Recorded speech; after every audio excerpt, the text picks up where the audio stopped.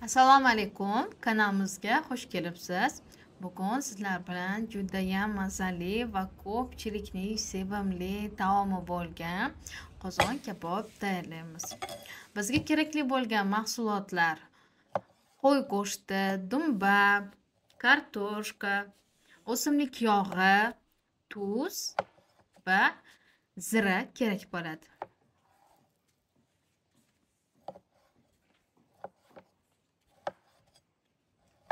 Birinchi bo'lib dumbani to'g'rab olamiz.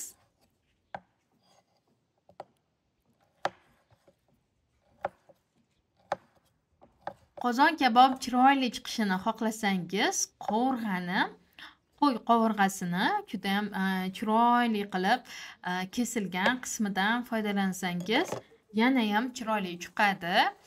Menda bor qo'y go'shtidan foydalandim.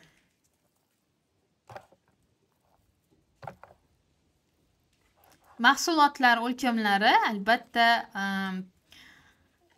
qancha miqdorda, necha kishiga tayyorlashingizga qarab o'zingiz mo'ljal qilib ishlatasiz.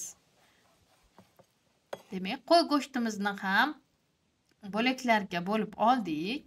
Endi qizdirilgan qozonga dumbani solamiz va yog'larni eritib olamiz.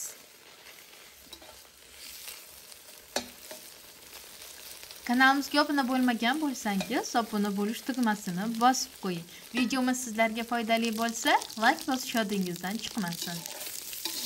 Izohlarda ham fikrlaringizni olamiz.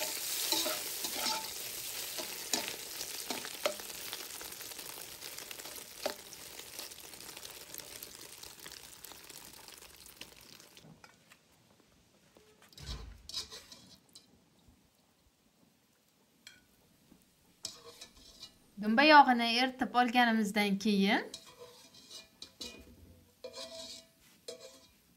suzgi yordamida yog'imizni bitta tozalab olamiz va unga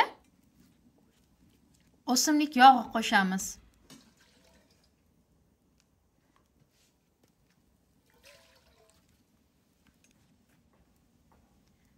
Go'shtimizni solib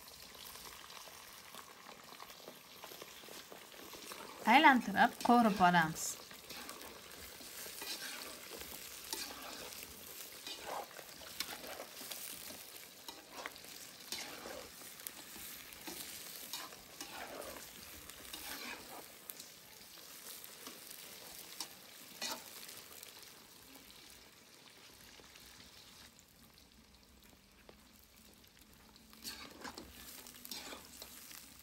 Go'shtimizni 1-2 aylantirib qovurib olganimizdan so'ng ustini yopib, olovni pasaytirib, yarim soatga dimlab qo'yamiz.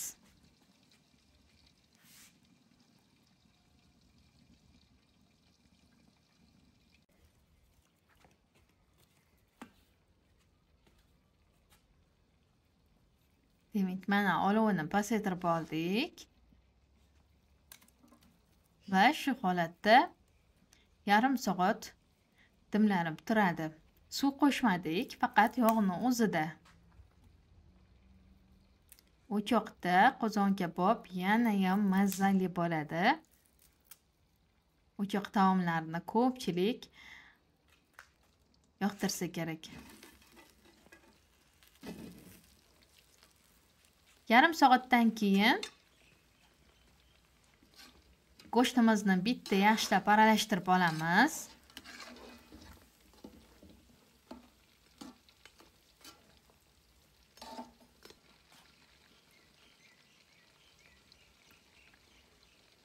Zira sepamiz, tapga qarab, maydalangan kashnich urug'i va tuz sepamiz.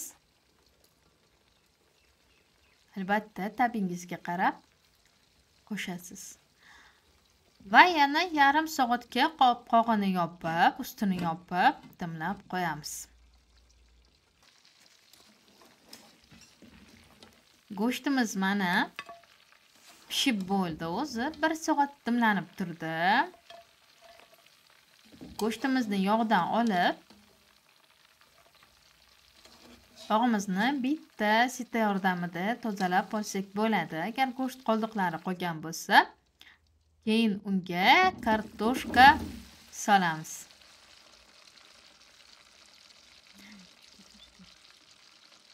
Kartoshkalarimizni butun solib, ustiga tuz sepamiz.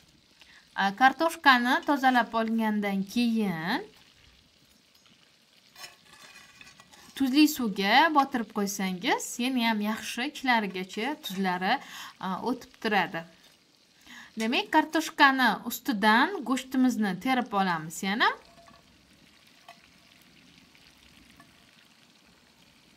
Va yana yarim soatga qopqog'ini yopib dimlab qo'yamiz.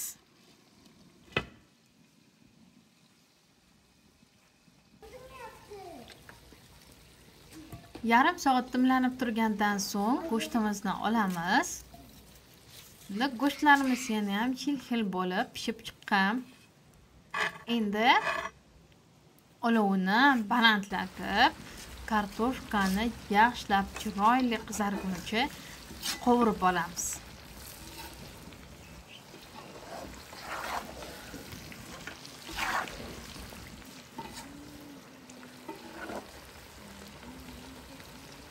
Kartoshkalarimiz hamma tomoni bir xilda chiroyli qizarishi uchun 1-2 kovlab turamiz.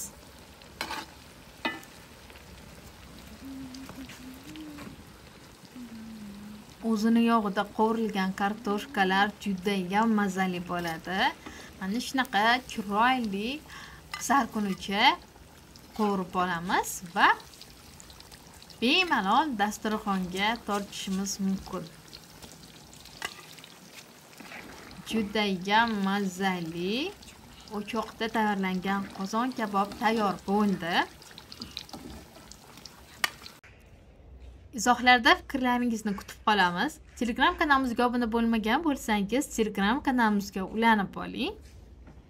Oldinda sizlarni zo'r videolar kutmoqda. E'tiboringiz uchun tashakkur. Sizlarga cheksiz hurmat bilan Mahfuzaxon Rahimova.